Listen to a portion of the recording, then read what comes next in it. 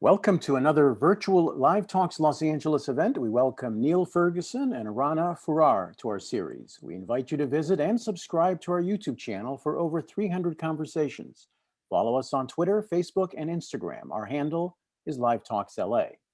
They'll discuss Niall's book, Doom, The Politics of Catastrophe. Niall is a historian and the author of 16 books, including Civilization, The Great Degeneration, Kissinger, 1923 to 1968, The Idealist, and The Ascent of Money. He is the Milbank Family Senior Fellow at the Hoover Institution at Stanford University. Rana is global business columnist and an associate editor at the Financial Times. She is also CNN's global economic analyst. Her books include Makers and Takers, The Rise of Finance and the Fall of American Business, and Don't Be Evil, How Big Tech Betrayed Its Founding Principles, and All of Us. I am Ted Haptegaber, founder and producer of the series. They will talk, and towards the end, I will pose some questions sent in from the audience. I'll let you take it from here, Rana. Okay, well, thanks, Ted, and hello, Niall. I am so pleased to do this with you. And I have to say, I'm incredibly jealous, not just because you've written 16 books and I've only written 2 so far, although I'm working on the 3rd one. But your timing is kind of unbelievable. And that's always a thing in the publishing world, is your book that you've worked hard on going to come out at the right moment? A History of Catastrophe, this is kind of the right moment for that. So I want to hear a little bit about the evolution of the book, how you got the idea, and then once COVID hit, sort of whether that reshaped your thinking, did it throw a spammer in things? Did you have to change the beginning or the ending? Well, first, thanks for doing this, Rana. It's great to see you. I've learned a lot from reading you over the years, and I'm delighted there's a new book in the pipeline. I don't recommend writing 16. I think that's probably too many books, but too late now. I was thinking a lot about disaster before COVID-19 struck. In fact, I had been plotting a book about the history of the future that was going to look at dystopias in science fiction, going all the way back to Mary Shelley, in many ways invented the genre. But I couldn't quite get my New York editor to buy the idea of such a book that obviously was a paradoxical notion, a history of the future. And then I was saved by a real disaster that struck back in January. And as I've been thinking a lot about dystopian and disastrous scenarios, I think my antennae were kind of ready to spot that there was a pandemic coming almost as soon as I'd heard about this strange new virus in Wuhan. Too many science fiction books have that plot line in them. And so I turned it around and decided to write a general history of disaster, because it suddenly hit me that we didn't have such a thing. There were books about past pandemics, quite a few of them, some excellent, but there really wasn't a book that brought it all together under one roof. And I wanted to attempt to synthesize the history of disaster and to see if there's anything we can learn from disaster in general. Because I had this hunch that, a bit like Tolstoy's Happy Families, all disasters are at some level the same. Yeah. Well, one of the things I actually really love about this book is you take on the big picture. You don't shy away from it. And it's not one of those many at this stage, kind of, here are 10 things that are going to change post-pandemic. You're really sort of looking in a systemic way. I mean, geopolitically, financially, ecologically, historically, technologically, at all these disasters, and sort of bringing the whole picture together. And I want to kind of tease out some of the meta takeaways, and also how they really go against the conventional wisdom, which I think is something that you do wonderfully. And one of the points that I wanted to call out is, as you go through history and look at different disasters, it wasn't always about, people that have the science and all the facts at hand did really well, and the folks that were perhaps more religious or living in the Middle Ages or whatever it was did poorly, which kind of goes against the grain of today's narrative about a post-fact world, different sides of the aisle. Talk a little bit more about that. Well, there's a kind of narrative in our heads, I think, which is essentially the triumph of science, and it's what might be called the Whig interpretation of the history of science. And in that account, which, as I said, most of us sort of have in our heads, there's a past in which people are clueless and have no idea what the hell is causing disease, and they die like flies. And then we gradually start to figure it out. And with every passing decade, more brilliant men and women with microscopes bring us closer to understanding all the different threats that we face. And ultimately, we achieve victory over infectious disease, and we're just left with a few stubborn holdouts like cancer, but no doubt CRISPR will get us there. And that's, I think, the way a lot of us think about history, at least when we ask ourselves the question, why did life expectancy roughly treble over a period of a couple of hundred years? What I wanted to try and show in the book is that, sure, scientific knowledge did advance by leaps and bounds, especially in the 19th and 20th centuries and in our own. But at the same time, we were creating ever more integrated networks capable of contagion on unprecedented scales. And so we would take 2 steps forward scientifically, and then maybe 1 or 1.5 steps back in terms of creating new vulnerabilities for ourselves as a species. And this happened in the 19th century, that cholera became a huge problem in the 19th century because of scientific and technological advances that made vast new industrial cities possible and allowed far higher levels of oceanic travel. And in the same way, in our own time, we travel on an unprecedented scale with planes. And that means that we are a lot more vulnerable to novel pathogens than we used to be. So that slightly changes the story, and it shifts the historical emphasis away from a kind of linear tale of scientific advance to a rather more complex story in which social networks, which at one level are great because they propel the exchange of ideas, are also rather dangerous because they allow the transmission of all kinds of contagion. You know, I have, as you're talking about social networks, I'm smiling because I'm remembering the lead of your book, and this idea that Davos, the World Economic Forum in Davos, may have been, we think, a super spreader event. Of course, they would deny that, but I was there, you were there, we were both sick afterwards. I mean, this is exactly what you're talking about, this sort of network of people. They go off to all the world's ski locations afterwards, and then we get this pandemic. But let me go to this other point that you kind of flicked at, which is networks and network optimization, which is a big topic right now. We're talking about supply chains. We're talking about this new geopolitical conflict with China, efficiency versus resiliency. And a lot of problems, actually, and I covered this a little bit in my first book, stem from the fact that these networks are optimized in a certain way. But as you point out, we never know what the next disaster is going to be. I mean, we are always fighting the last war. These things are very unpredictable. So how does that inform, or what should we take from your book to inform the debate right now about efficiency versus resiliency and everything from industry to the financial system to how we should regulate technology? Well, I think it's fair to say, Rana, that you and I, and probably most of the people listening, have witnessed more than one disaster. We witnessed the financial crisis, which is a very different kind of disaster from the pandemic. And we witnessed the disastrous events of 9/11 and the disastrous sequence that followed from that, the invasions of Iraq and Afghanistan. So we've seen disasters in different domains in the space of, 20 years.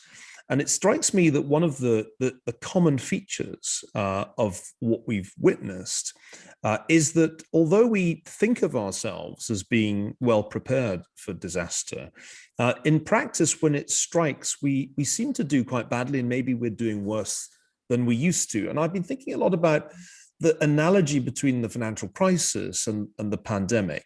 If you think back to 2007, when I was writing The Ascent of Money, banks were highly regulated. On paper, there was a really quite elaborate system of financial regulation in place, and there were the Basel rules and bank capital adequacy, which kept getting longer every time they were revised. And yet, when a financial crisis struck, none of this regulation seemed to work. I think we had exactly the same experience with COVID. In 2019, the US was rated very highly in terms of pandemic preparedness. And on paper, the US and the UK had terrific pandemic preparedness plans. And I've read some of them, page after page after page of recommendations. It's just that when a pandemic happened, None of it worked. So I think there's a very important theme in doom, which is that we must beware of the illusion of preparedness, meticulous bureaucratic preparation for the wrong crisis, or for a crisis which is sufficiently different from the one that we planned for, that all our preparations turn out to be futile. That's a thing that I've been thinking a lot about, because I sense that it's not a universal problem. It's not the case that in Taiwan or in South Korea, the disaster of COVID had these same dire consequences, and their response was altogether different from ours, nimbler, quicker, leveraging technology. And that's what I feel like we need to learn. And the reason I wrote the book before the disaster was over, because we're still not at the end of this pandemic, was the sense that we really were in danger of learning the wrong lessons even before it was at an end. Yeah, that's really interesting. I'm going to come to the point about Taiwan in a minute, because I find that fascinating. But you're hitting on something important, which is in some ways the tyranny of experts. I mean, experts are great, but experts also tend to not say, I don't know. And I think that what you're advising, or what it sounds like you're advising, is a bit of humility around just trying to predict these things and trying to get out in advance of them. It's almost like you want to have an entirely different way of viewing disaster and preparing for it. Yeah. Well, that's exactly right. And you used words like fragility and resiliency earlier, inspired partly by the work of Nassim Taleb, not only in The Black Swan, but in Anti-Fragile. I've thought a lot about his central argument that in modernity, we optimize, we build systems, whether it's a financial system or a public health system, that really are optimized for efficiency and work 99% of the time. The problem is that in the tails of the distribution, in that 1% of the time, a disaster strikes. And that's the moment that suddenly the fragility of the optimized system is revealed. And that happened both in the financial crisis, and it also happened with the pandemic. So I guess one of the kind of lessons from history, seeing the past through a kind of Taleb lens, and I owe Nassim a debt for these ideas, is that we've actually become somewhat more fragile over time. And I'll give a simple illustration. In 1957, a pretty big pandemic hit the United States. Not perhaps quite as deadly in the US, but globally, it killed about the same proportion of the world's population, which is about 0.04% so far. That was the Asian flu, as it was called, in 57. And the experience of the United States was very, very different.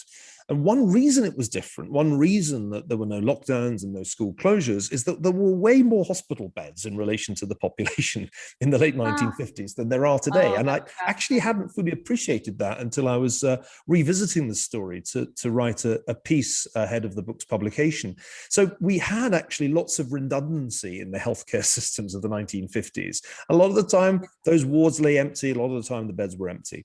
Fast forward to 2020, you've got an optimized hospital system, and it's not even the most optimized, because there were other countries that were even more exposed that simply did not have the redundant capacity to cope with a sudden spike of illness. And that explains quite a lot of the excess mortality. So this is a really important point, that we over-optimize systems as if the world is this normally distributed world in which there's a sort of average disaster, and we can think about risk the way we think about automobile accidents or human height as something that is essentially distributed in a bell curve. The key lesson of history, and I think this is what I took away from writing the book, is that unfortunately, disasters are not normally distributed. There's no way of predicting them. You can model yourself into an exhausted heap. You will not get the future right. And the more you carefully try to build a model and try to attach probabilities to everything from a pandemic to an earthquake to World War III, the more disappointed you're going to be, because it just won't work the way the model says. So rule number one, live with the uncertainty. Stop seeking false certainty. And rule number two, be paranoid in a general way, rather than meticulously prepared for a couple of scenarios when you might possibly get neither. Interesting. I'm going to tell my husband that, because I'm a very paranoid person, and he criticizes me for this, but maybe it's a good thing. It is. So to go, you good. To go to your, just because you're paranoid doesn't mean they're out to get you. I discovered recently is not in the novel Catch-22. It is only in the original movie, and was added by some bright scriptwriter, but it's a great line. And I think I should have made it the epigraph for the book, because ultimately the reason, I'm jumping the gun here, but the reason Taiwan and South Korea and to some extent Israel did much, much better than us is that they're paranoid, and for good reason. They don't know what the neighbors are going to try next. And so they're much quicker on the draw when something like a new coronavirus shows up. Well, okay, so you were leading. I was going to go to geopolitics next. And the Taiwan example is particularly fascinating because paranoid, yes, you've got China, ready to annex you right next door potentially, but also decentralized, which actually picked up on some of your previous book, which I love, The Tower and the Square, this idea of decentralized systems versus very centralized systems. And one of the truisms, I think, or at least one of the storylines in geopolitics right now, is that it's going to be a Goliath v. Goliath battle going forward between the US and China. You're saying no, that everything you've seen in this book is saying that actually smaller might be better, decentralized might be better, yeah?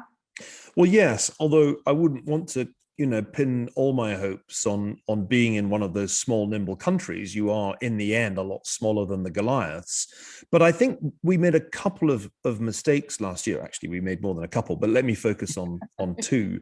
Number one, we copied the wrong China. So when things really started to turn pear-shaped, as they say, in England, in mid-March, and we suddenly realized that the thing was already spreading out of control, we decided we would copy the People's Republic of China and do the drastic lockdowns that they had done from late January onwards. And the other Niall Ferguson, because it turns out there are two of us, the guy at Imperial College who spells his name Neil, recently gave an interview in which he said, yes, the reason that we recommended lockdowns was the Chinese example, and we weren't sure if it would work in a non-communist setting. Now, that was not the right China for us to be copying. We should have been copying the Republic of China, Taiwan, and looking at the ways in which they had responded very quickly with ramping up testing, with digital contact tracing, and then with isolating the infected people and protecting the vulnerable. And they did all that really quickly. So did the South Koreans. And really hardly anybody died in Taiwan. I think it's like a dozen or so people have been classed as having died of COVID, despite being right next to China. If you think about our problem of centralization, it was beautifully illustrated by the way we got testing wrong. Now, we'll never know, at least I'll never know, if I was a super spreader back in January, February, because you could not find out right into March if you had COVID. Yeah. There were no tests available, even on the Stanford campus, which is supposed to be pretty fancy. And that was because CDC, the Centers for Disease Control and Prevention, had said at the outset, we will control testing. Nobody's allowed to do unauthorized tests. And then they sent out a test that didn't work. And you couldn't ask for a better illustration of how centralized bureaucracy can really screw things up than that. It meant that we lost the opportunity to do what they did in many East Asian countries, which was just to use testing and tracing and isolation to avoid the lockdowns. And they didn't have a lockdown in Taiwan. In fact, they had about the most relaxed regime in terms of individual mobility, individual freedom of any developed country. Yeah, it's so interesting because there's another way in which conventional wisdom might have told you, okay, well, Europe's got this centralized national healthcare system in many countries. Maybe they'll do better. I mean, they're still on lockdown. They're going into, or they've just been through round 3. So it is amazing. Just thinking about the US v. China too brings up another point that you make, which is this really wasn't about democracy versus autocracy. I mean, the US got things wrong. Mainland China got things wrong. In some ways, it's not about the leader, be it Trump or Xi, but all the bureaucrats living in the middle. And this idea of problems in the middle, problems in the operational levels really resonated with me because as somebody that thinks about business, the Pinto exploding, it's always the mid-level designer that took some decision for a reason that was 3 steps away. And that's how you get to these places. Can you tell us a little bit more about that and maybe give a couple examples? Yeah, I was thinking a lot about this problem early last year. And one of my most brilliant former students, Manny Rincon-Cruz, said, hey, you need to read this book. And he handed me Richard Feynman's book about the Challenger, the Space Shuttle Challenger disaster. And it's a fantastic book that everybody should read because Feynman shows where the point of failure was in that disaster. And this disaster is in the book because I cover disasters large and small, partly because there's a sort of fractal geometry. A small disaster can have a lot in common with a big one. So what did Feynman show? He showed that the engineers at NASA knew there was a 1% chance, 1 in 100 chance that the thing would blow up on launch because of leaking fuel and the faulty O-rings. But some bureaucrat in NASA turned that into 1 in 100,000 because that just sounded better. And hey, you didn't want to get the money flow cut off to keep the space shuttle program going. And I thought a lot about that person who made that change and made it multiple times because the engineers kept saying, but it's actually 1 in 100. That guy in middle management, he recurs throughout history. And that point of failure somewhere in the middle is always worth considering.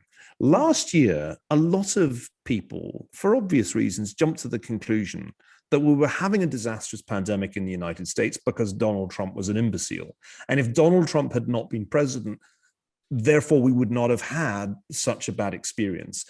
And I wonder about that. The book shows, I think, all the significant mistakes Trump made, and there were a dozen at least. But I also question whether it would have been a radically different experience with a different president, because it wasn't Trump who was telling CDC, hey, go screw up testing. I mean, they did that all by themselves. There's a guy whose job it was to be deputy secretary for preparedness. It was his one job. His name was Robert Kadlec.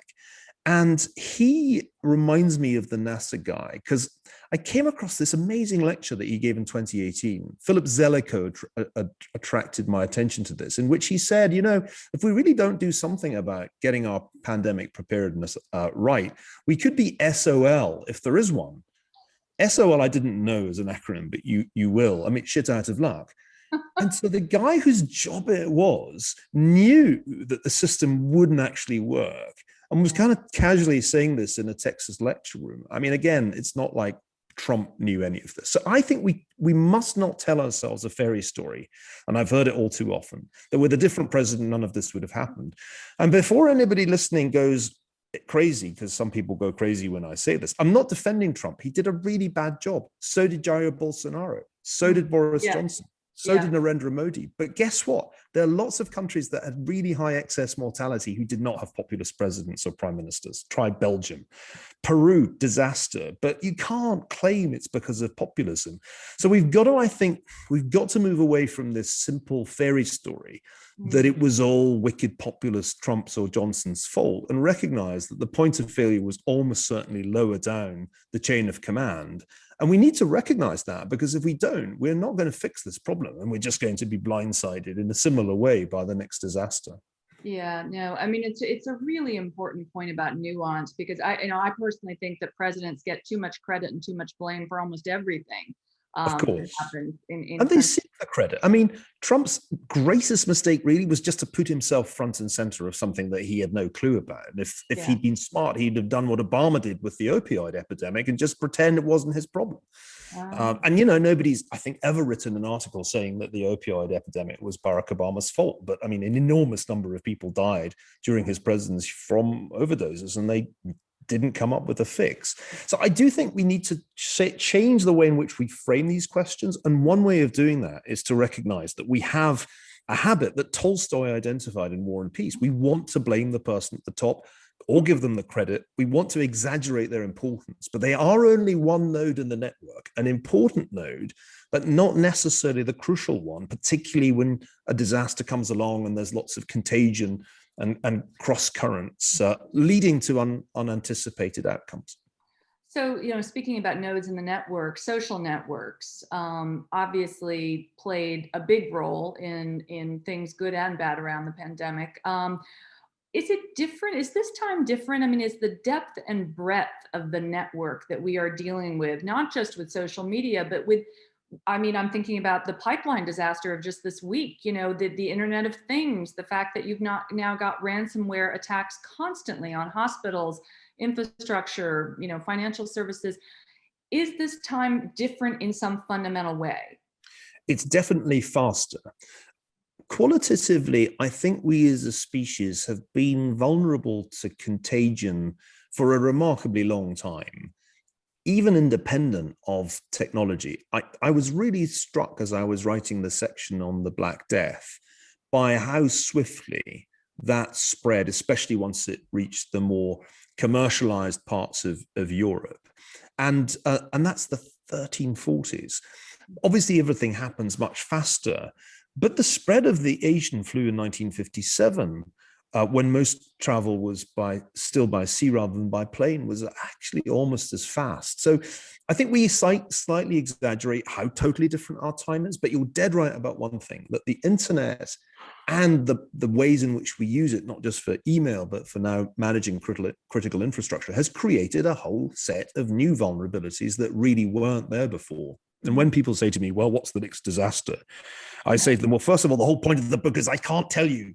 Yeah, So don't ask that silly question. But the second point is, we kind of want it to be climate change because we've done a lot of work about that and thought a lot about that and have a model that says it's going to do this and that.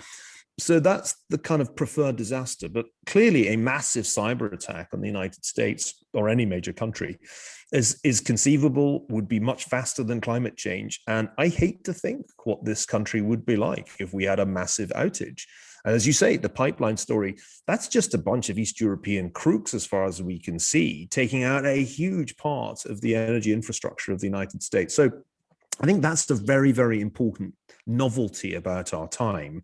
And it illustrates the point you made earlier, that we have ever larger and more optimized network structures that work 99% of the time, but they're very fragile. And I worry that our infrastructure probably is our biggest vulnerability now in the event of a geopolitical escalation between the US and China. This will be a feature of Cold War II, quite unlike Cold War I.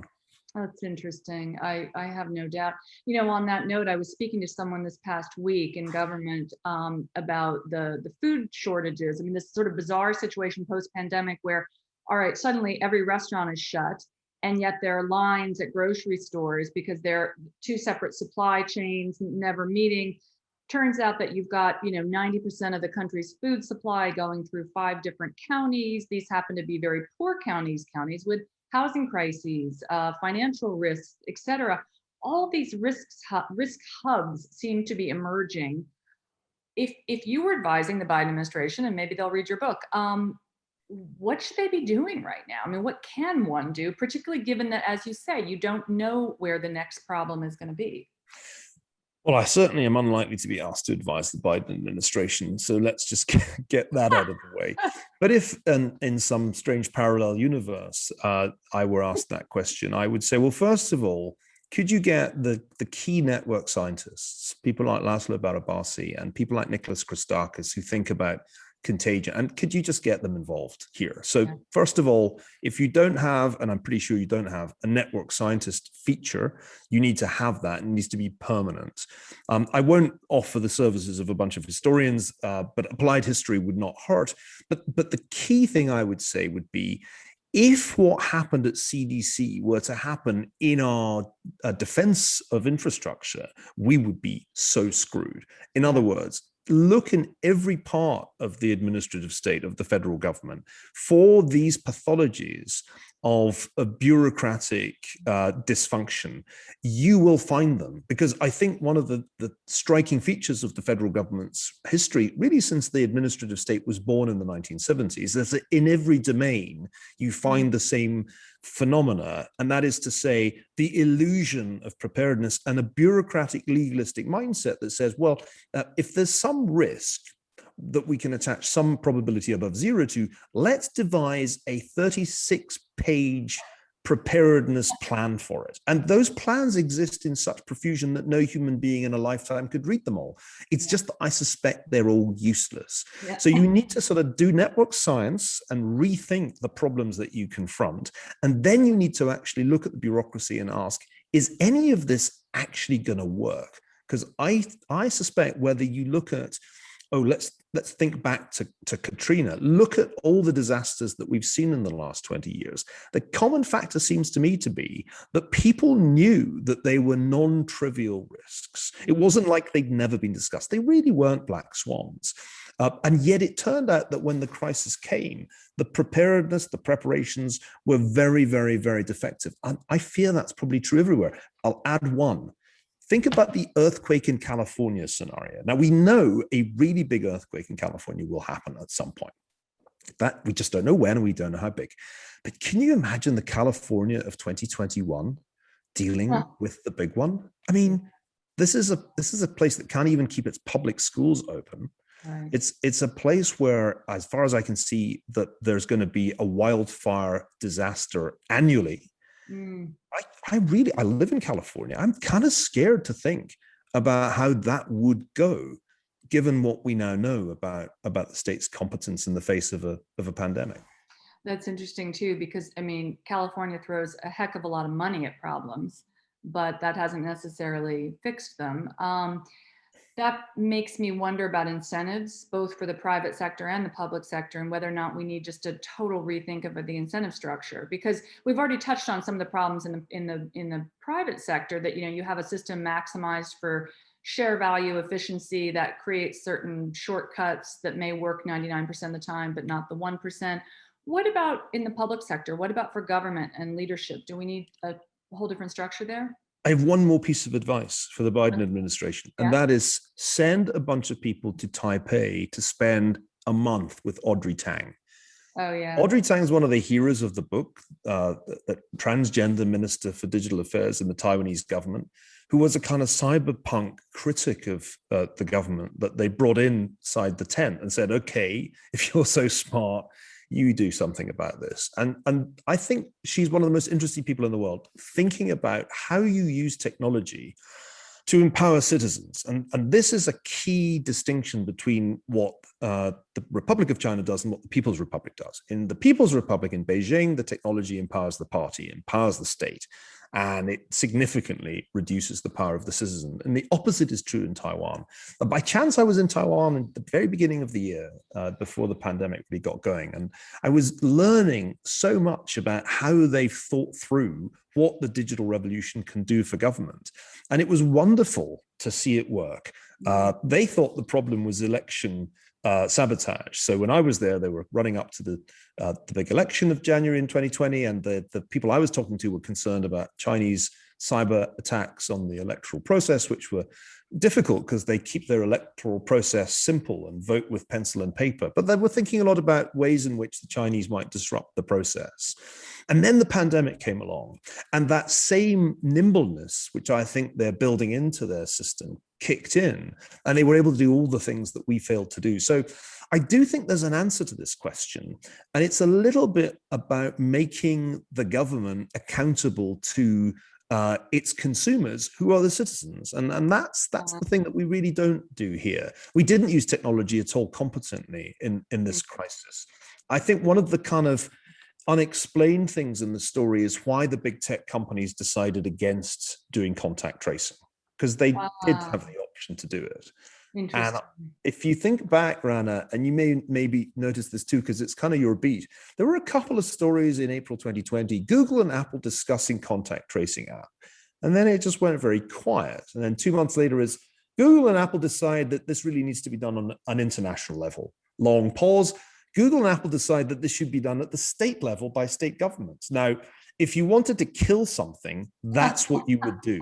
I think they killed contact tracing in the US for reasons that, I don't know, I can't fathom. Maybe they just decided there was too much downside risk at a time when they were already in the spotlight for the power that they wield in other respects. But at any event, until we learn how to use technology to empower citizens and make government accountable, then these bureaucratic pathologies will I think, continue. That's interesting. I suspect that you're right, that they knew that contact tracing would make them seem even more powerful, not seem, but actually be quite powerful. And it would bring up issues of data ownership and all the things that they were already struggling with. But Taiwan is such an interesting example. I've actually spoken to Audrey Tang, and I completely agree with what you say, that she's so interesting. And she made the point to me that this the way that Taiwan works is really about a chicken and egg cycle of trust, where the government is trusting citizens to report things, to be very much participatory in governance. And then when things go well, that builds trust in the government, which allows more freedom to maneuver. And it's sort of the opposite of what we have in the US at the moment with the polarization and the party system and the primary and the kind of extremes that are rewarded in our political system, I think. If everything gets politicized, if every public service issue becomes a partisan issue, it's very, very difficult to arrive at consensus. And remember, the United States was not always like this. In the 1950s, when the US led the world in vaccine technology, everybody was happy about the fact that the US was good at developing vaccines and rolling them out. And that was one reason the 57-58 Asian flu pandemic was so well managed.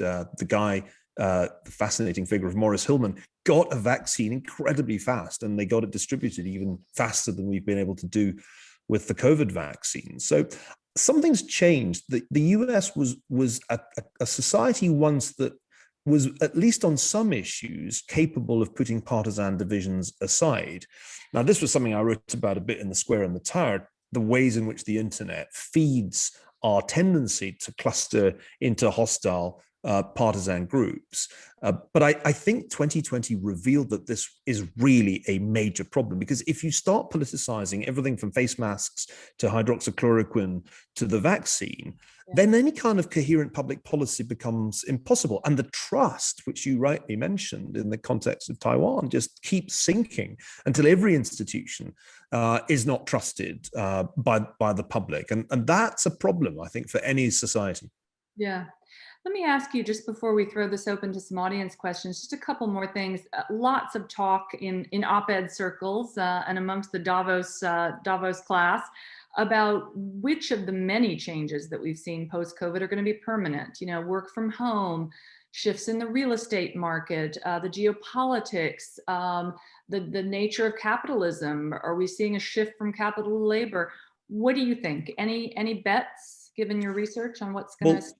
History leads us to expect not as much change as seems imaginable, because there's an amazing mean reversion that happens after much worse plagues than this. And that's one of the things that I got from looking at the British experience with the bubonic plague, a recurrent problem from the 1340s to the 1660s. And you would have these tremendous peaks of excess mortality, and then London would just carry on, and very quickly behavior would revert. So I think there'll be quite a lot of mean reversion, and the handshakes and the hugs have already started to come back here in California faster than I would have expected. So that's interesting. I think the masks will soon be in the drawers of our desks, and will only come out if we get some further wave in the winter. What's clearly going to stick is the working from home shift. And I agree with Nick Bloom at Stanford that this was already detectable prior to the pandemic. And the pandemic has accelerated a transition to working from home for a very significant proportion of us. And that will therefore have knock-on consequences for cities and the ways that people live. I could see that being one of the enduring changes. But there's a bunch of other stuff which maybe is less obvious. I mean, it's clear to me that we are going to have trouble going back to globalization as it was if we've only vaccinated the developed countries of the West and can't really figure out how to vaccinate Latin America and South Asia. Now that's really going to make it difficult to get rid of this rather rapidly mutating virus. So I think we should assume that long-haul travel as we used to know it will be quite slow to come back, and that's interesting. And then I think we have to take a step back and ask, what was it really necessary to do such drastic lockdowns and then do enormous fiscal offsetting measures and monetary offsetting measures like it was a financial crisis? And what will the consequences of that be? Because we're in the midst of a strange moment in American economic history with extraordinary growth that's really being driven by vaccinations, and on top of that, the kerosene is being poured on the barbecue with wild abandon. And I can't help feeling that Larry Summers is probably right about this, and we are going to overheat this thing faster than we we think. And I don't buy the roaring 20s analogy. I buy the late 60s analogy. And every time I hear them saying he's Lyndon Johnson, I'm like, are you sure you want that analogy for Joe Biden? Because you may not remember how the Johnson presidency ended, but one thing that definitely happened was that inflation expectations took off in the second half of the 1960s. Well, that's a really good point. I mean, when I think about that 60s comparison, I think about guns and butter and the idea that we are at some point going to have to choose between interest groups. And I personally don't believe you can just keep throwing money at the problem indefinitely. And it's going to be some tough choices, I think, when we get to that point.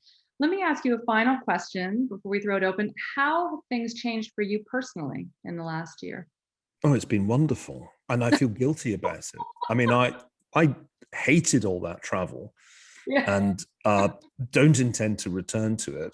Spent an idyllic year with my wife and two small younger children in Montana, reading Scott and Proust and writing this book. I am, in fact, a rather antisocial person by nature. I'm a repressed misanthrope who only became gregarious to sell books. And so it's all been rather wonderful. I'm ashamed to admit it. Obviously, this is a disaster that's killed more than 3 million people. It will kill more before it's done. But I have unquestionably been one of the lucky ones. I wasn't just able to carry on doing my work. It was much improved by getting off the Davos circuit and just sitting in one place, not jet lagged, reading, thinking, writing. That's what I'm good at. And it's been just unmitigated joy to be able to do that for 12 months, barely traveling more than 5 miles until I was forced to return to California. Couldn't agree more. And it's been wonderful to have more time to read books like yours. Ted, I'm going to hand it back to you. I think you've got a few questions. Yes, I do. Thank you, Rana. First question, gentleman asks, could you tell me about the cover of your book, that image and how that was chosen? Well, that was my choice, in case you're wondering what this refers to. I saw this photograph, I think it was taken in 2017 in Oregon, of a golfer sinking a putt with a wildfire raging behind him. And I just fell in love with it because it was the metaphor that I'd been looking for Trump's America. And I'm amazed that more people haven't made use of this wonderful image. So we were sort of arguing back and forth about the book jacket. And of course, the Brits wanted a history jacket. And so they went for Bruegel's Triumph of Death, because the British view is that a history book should look like a history book. But this is America, and history is innately boring. So we went with the golfer. And I wanted to signal that it's not a book about COVID. It's a book about disaster in all its forms and our strange relationship to it, which is that we can simultaneously be fascinated by it and totally ignore it, just as the golfer's ignoring that wildfire. And I'm waiting for the email because he has to get in touch at some point and say, that was me. And let me tell you the story of that putt, but it hasn't happened yet. Next question. Correct me if I'm mistaken, but you lean conservative. Am I right? My question is, how do you feel about the conservative movement in the United States right now, and compare that to the conservative movement globally? Well, I wonder about that. I've never been a member of the Conservative Party in Britain, and I'm not a registered Republican. I am conservative relative to most academics, but academia is so far to the left that you don't have to try very hard to seem conservative. I'm a classical liberal steeped in the principles of the Scottish Enlightenment, more than I'm a conservative. But when I'm confronted by wokeism in all its lunacy, then I definitely turn conservative. So, okay, I'll come quietly. It's a fair cop. Conservatism in the United States, if you're a proper British Tory, is a contradiction in terms. I mean, how can a revolutionary republic, which is committed to fundamental principles derived from the Enlightenment, really have conservatives? It's a revolutionary project from the outset. And so American conservatives are, to British eyes, a sort of strange community. And they have to do ultimately what William F. Buckley said, which is just try to stand in front of the progressive forces in the United States and say, stop, or at least slow down and try not to get run over too often by them. And that's really the story of American conservatism. It always had its shadow side. If you read Buckley's biography, you realize that part of the point of William F. Buckley was to try to get the crazy right out of conservatism and have a kind of respectable conservatism that wasn't identified with, for example, opposition to civil rights. And I think that kind of uneasy relationship between respectable conservatism and distinctly not respectable conservatism came back out into the open when Donald Trump ran for the Republican nomination, and all the non-respectable elements rushed to his standard and trampled the respectable conservatives underfoot. I wrote a lot about Trump over the last 4 or so years, first for the Sunday Times in London and the Boston Globe, and then for Bloomberg Opinion. And ambivalence doesn't capture it. I had a certain sympathy with the people who voted for him, because I could understand why in 2016 they did, just in the same way that I could understand why their counterparts in Britain voted for Brexit. But it was hard for me to see anything other than a bad ending for the Trump story. My own inclination, I remember saying this to my wife at the end of 2016, after it was clear he'd won and there was a transition in progress, that this will end in a welter of litigation, was my prediction. And that litigation is not yet over, but that's pretty much how it's ended. So I have found the last 4 years painful in many ways, and I will continue to find them painful until sane conservatism has kind of managed to regain some control over the Republican Party. And that will take some time for obvious reasons. Globally, I think you've seen the same problem. I mean, it's there in Britain, it's obviously in a number of countries where the populist right has simply taken over from what had been a relatively centrist conservative tradition. So as somebody who came of age in the Thatcher years in Britain in the 1980s, and was attracted to Thatcher because so much was wrong with 1970s socialism in Britain, I'm not in a comfortable place. There isn't really an obvious comfortable place in American politics for somebody like me. You just end up getting hated on by the woke left and the Trumpist right. Maybe the sign that you're doing something right is if they both hate you, but it can be harrowing as an experience. Another question on preparedness for disasters. Gentleman says, allocating resources and time towards something that hasn't happened is competing for resources against things that are happening. Would you comment on how the case for that is made and how it gets handicapped against sort of the electoral timetable of when is it good and not good? It's a great question. When I was writing the first volume of the Henry Kissinger biography, I came across his problem of conjecture, which essentially says that in a democratic polity, the politician, the statesman, has a choice between doing the thing that requires least effort, what we would now call kicking the can down the road, and hoping that nothing goes wrong, and then doing something that requires an effort to avert some disaster that you fear might lie ahead. And as Kissinger says, there really are no rewards for averting disaster because nobody's grateful for the disaster that didn't happen. And so there's an asymmetry that leads you to kick the can down the road rather than make sacrifices that you'll be blamed for, and you won't get the credit for whatever it was you averted. I think that's a very astute point about the nature of modern politics, of democratic politics generally.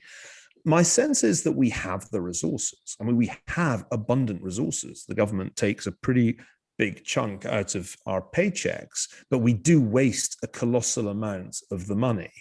And that's why I think the most important thing we can do is to get our large government with its 60 plus different agencies to change their mode of operation away from that bureaucratic process that Rana and I were talking about earlier towards something more Taiwan-like, something that is nimbler, that is more responsive, that uses technology better. You can't prepare for every single thing that every Cassandra warns about because there are hundreds of Cassandras all predicting the end of the world in a host of different ways, and you'd go mad if you paid attention to them all. I think it's better to get the governments that are responsible for each different domain of public service and say, look, there's a range of different things that can go wrong in your space.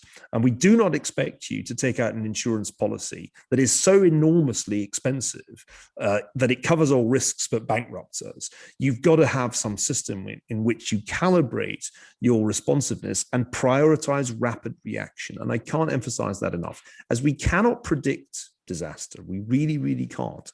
It's much better to invest in the speed of your reaction. And let me take another example from finance. Rana will enjoy this. Lloyd Blankfein ran Goldman Sachs through the financial crisis. And he once said to me, we were no smarter than the other investment banks. We were no better at seeing this coming. But when it came, we were faster and turned on a dime. And I think that's the spirit. Turn on a dime when you get that first signal that there's a novel pathogen in Wuhan. That should set the alarm bells ringing. And from that moment on, you should act like it could be the Black Death. And that was a point that Yanir Baryam and Nassim Taleb made in January of last year. Just treat this like it could be the big one. And that's the time for frenzied activity at the beginning. And, if it turns out not to be so bad, you won't regret those early moves that you made. Would you talk about the deployment of technology, both in anticipating disasters and managing disasters, and compare the US versus globally? It seems to me the privacy concerns in the US put us in a limiting position, and other countries. Sorry, do we have privacy in the US? That comes as news to me, because in fact we don't.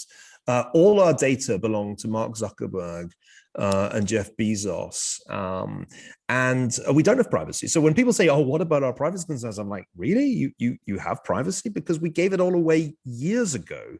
The only good news is that it doesn't yet belong to the government. At least we don't think so, or at least the government seems only to get access to it with a good deal more difficulty than the Chinese Communist Party gets access to Alibaba's data. But we've got to stop kidding ourselves. The problem we have, and we have not confronted, is that our personal data don't belong to us anymore. And getting them back will be really difficult, though I think we should strive for that. One of the things that I loved when I was in Taiwan was the guy who was explaining to me, we can create a blockchain-based vault in your phone that keeps your private data, and it's really private. And I'm like, yes, why didn't we think of that 10 years ago when the iPhone first came on the scene? So yeah, I think we've got to stop kidding ourselves. We don't have privacy. In fact, we are, to a degree that is deeply, deeply shocking, completely and utterly without it. And we've been in denial about this for years. I mean, The Square in the Tower was a book that said we have to do something about internet regulation.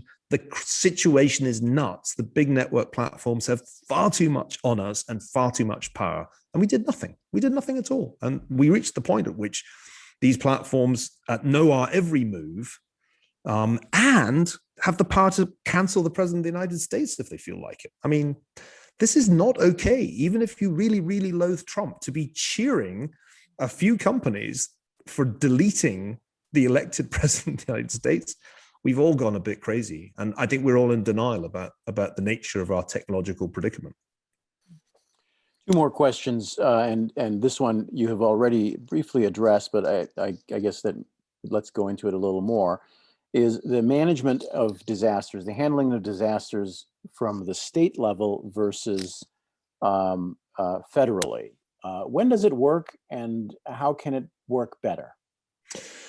Well, the federal system has many, many benefits. It's not perhaps the best system in a major emergency. I mean, you wouldn't want to fight World War II with each state doing its own thing. I think one of the obvious things that we didn't really get right was that we completely failed to make any meaningful use of travel restrictions early on in the pandemic. And the United States allowed the virus to spread to every state by doing zero to limit the spread from the places where the virus was initially established. And you could say, well, that's the nature of the federal system, deal with it. But that was a pretty expensive That was a pretty expensive mistake to make in terms of human life.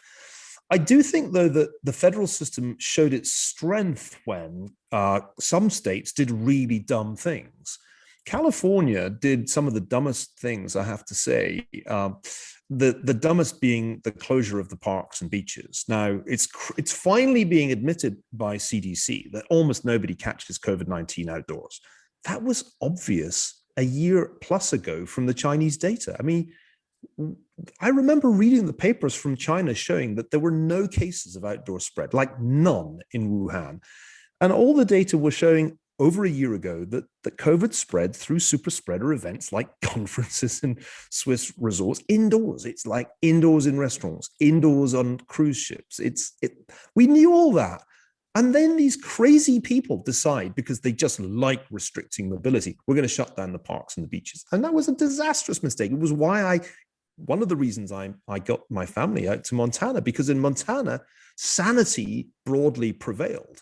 And there were really many fewer restrictions on what one could do. So the federal system at least meant that we didn't have the Californian policy nationwide, which really would have been disastrous. Florida and California took very different paths. They ended up with very similar outcomes in terms of public health, but clearly people in Florida were far less constrained. So I think that ultimately I'm a fan of decentralization. I think there are many, many things that are better done, not just at the state level, but at the local level. The trick of good governance is to get it right. Which things are appropriate for the federal government to do and which things are appropriate to be done at a more subsidiary level. And I think that's really going to be one of our superpowers if we can only leverage it. The Chinese, who are our principal geopolitical rivals now, have an excessively centralized system. And at some point, those systems malfunction. Indeed, it did malfunction. That's why the pandemic began, because you had a one-party state that couldn't deal with the outbreak in Wuhan without lying and lying and lying until the thing was actually global. It was like Chernobyl on steroids. So I'm ultimately convinced that decentralization is the way to go, particularly in a world of technology such as the one we have today. But there are times in emergencies when certain things need to be done at the national level and even at the international level, and we shouldn't delude ourselves about that. Our final question, gentleman says, any medical researcher would tell you how imperfect medical research really is. And typically, most of that discourse is taking place in the confines of the medical community. With the coronavirus, everything came out in the open. On the one hand, making medical researchers look inept, and on the other hand, making those who are spreading the various articles and stories about it as contributing to not a solution, but noise. Would you comment about that? Well, I think that if there's one thing that gave me hope in the last year and a half, it was the extraordinary way in which scientists around the world in multiple different fields worked collaboratively to try to figure out what the hell was happening. And it was ultimately a deeply impressive thing to witness. I tried my best to drink from the fire hose. I'm an historian, not an epidemiologist, not any kind of doctorate other than of philosophy. So I work very closely with people with the right kind of expertise. My dear friend Justin Stebbing, a brilliant British oncologist who is an omnivore in terms of consuming medical science literature, was my guide through the highways and byways. But I think what it convinced me of was there is no such thing as the science, and this phrase should be abandoned, because there are multiple sciences.